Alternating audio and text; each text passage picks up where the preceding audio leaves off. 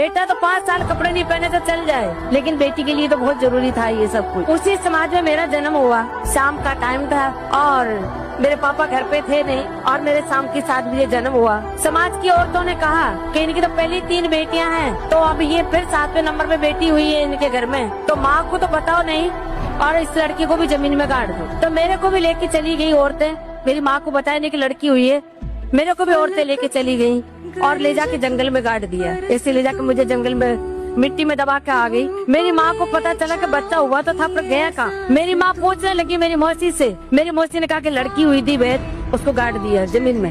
मेरी माँ रोने लगी। मैंने 9 महीने मेरे पेट में बच्चा रखा है और वो बेटी को मैं देख भी नहीं सकी और ये औरतें ले जाके मेरी बेटी को गाड़ा है। तो मेरी मदद कर दे बहन, मेरे को बता कहाँ गाड़ा है उसको। मेरी माँ इस विश्वास के साथ कि नहीं मेरी बेटी जिंदा मिलेगी, नहीं मिलेगी तो मैं उसको छू के देख तो लूं कि मैंने जिसको 9 महीने पेट में रखा है।